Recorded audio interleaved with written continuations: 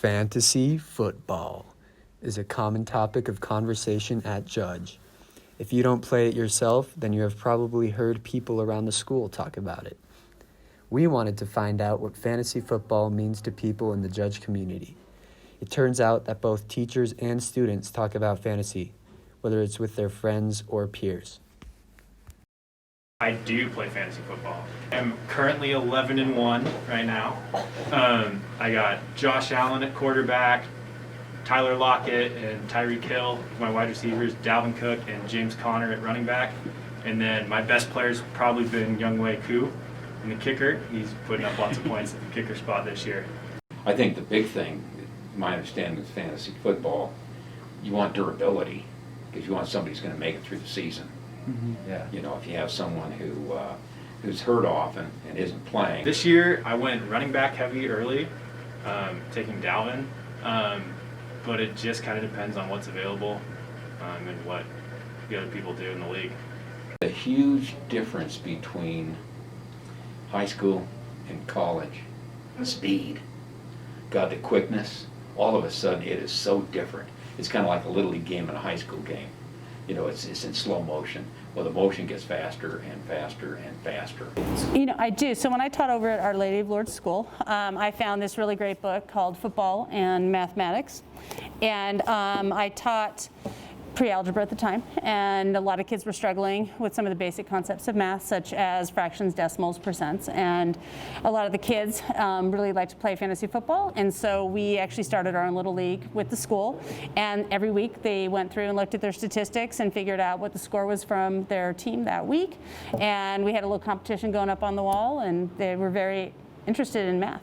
I think the more you're into it, of course, you're going to start looking at the statistics versus, picking a team or somebody's going to win because you like their name or their uniform or whatever. But, I think, if you really are into it, you really do have to look at the statistics. I'm Josh Cassiano. I'm a senior, and my team name is Team Injured. Describe your team. Injured. Play fantasy football.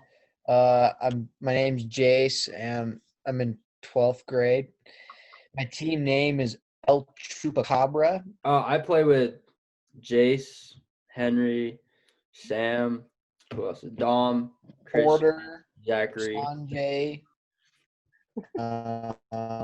Zachary, Christian, Henry. And anyone can beat anyone, honestly.